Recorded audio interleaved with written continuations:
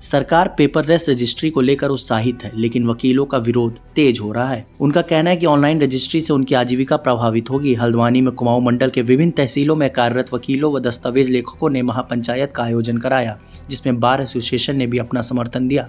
पूरे कुमाऊं मंडल क्षेत्र से वकील हल्द्वानी रजिस्ट्री कार्यालय परिसर में पहुंचे। इधर सरकार का दावा है कि ऑनलाइन रजिस्ट्री से भ्रष्टाचार में कमी आएगी और व्यवस्था पारदर्शी बनेगी, लेकिन वकीलों को इस नई प्रणाली से अपने रोजगार पर संकट मंडराता दिख रहा है।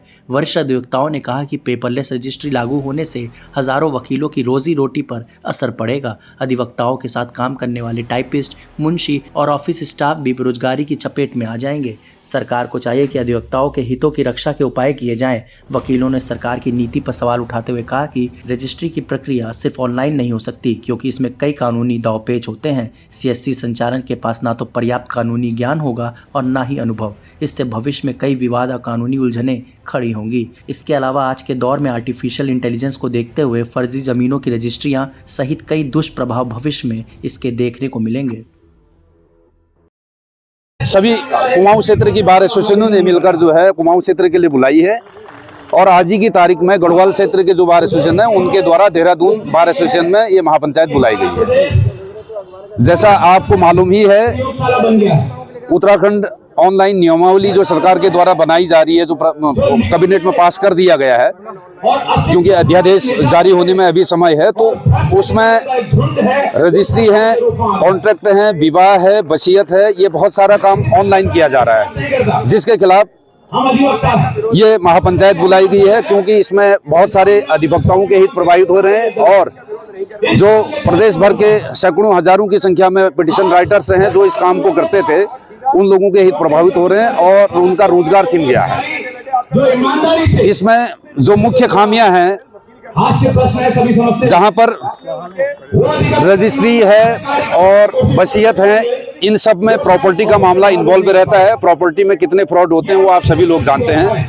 कल को कोई भूमाफिया या परिवार के अंदर दबाव में लेकर किसी के बुजुर्ग से जो है जबरदस्ती वसीयत करा दी जाए, तो ये दुरुपयोग होने की ज्यादा संभावनाएं हैं। क्योंकि इससे पूर्व जो ऐसे एग्रीमेंट और रजिस्ट्रियां होती हैं, उनमें दस्तावेज राइटर के रूप में या अधिवक्ता के रूप में जो विलेख तैयार करते हैं, एक गवाह के रूप में कार्य करता है। ऐसे दबाव में जोर जबरदस्ती या छल कपट से ये विलेख लिखे जाने की संभावनाएं कम होंगी। आपका नाम? मेरा मेहरबान सिंह गोरंगा, सदस्य सचिव बार काउंसिल ऑफ उत्तराखंड। लगातार ये दुष्प्रचार किया जा रहा है कि हम लोग ऑनलाइन कार्य का विरोध कर रहे हैं। ऑनलाइन कार्यों का कोई विरोध नहीं है। पूरे देश के अंदर ऑनलाइन का कार्य आज से नहीं हो रहा है। लगभग 4-5 सालों से कंटिन्यू सारे न्यायालयों में ऑनलाइन काम हो रहा है। ये केवल पेपरलेस वर्क जो हो रहा है और वर्चुअल रजिस्ट्री जो हो रही है, वर्चुअल काम जो होगा, यानी आदमी के आए बिना उसका काम हो जाना।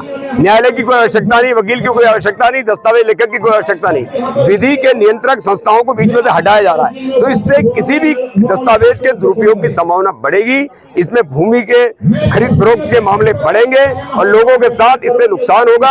और जितने भी वसीयत है, वसीयत जैसा दस्तावेज आप रजिस्ट्रार के सम्मुख नहीं आएंगे, रजिस्ट्री जैसा कागज आपने रजिस्ट्रार के सम्मुख नहीं आना। घर बैठे तो आपने किस दबाव में किया?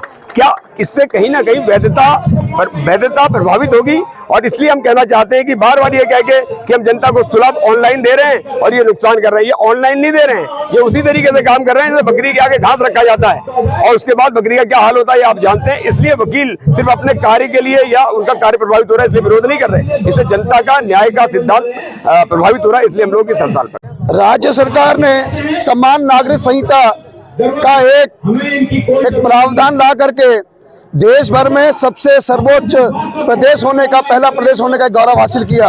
हम स्वागत करते हैं इस बात का, लेकिन साथ साथ में दोहरी बातें, एक तरफ हम भू कानून लाएंगे और दूसरी तरफ इस व्यवस्था में ऐसी एनार्की आएगी जहां इंटेलिजेंस के माध्यम से, एआई के माध्यम से कोई भी फ्रॉड व्यक्ति आकर के आपकी आवाज की मैचिंग करके आप जैसे व्यक्ति के फोटो बनवा करके उस रजिस्ट्री को करा लेगा, जिससे इस प्रदेश में ऐसी अनार्की आएगी, ऐसी अराजकता आएगी जो संभाले नहीं संभलेगी। इसके बड़े दूरभाषी, बड़े गंभीर परिणाम आने वाले हैं। हम केवल वकील की बात नहीं कर रहे हैं, हम उस सामान्य गरीब की बात कर रहे हैं जो गरीब गांव से चल करके इस हल्द्वानी में या उधमसिंह नगर में कोई जमीन रजिस्ट्री कराने आ रहा है।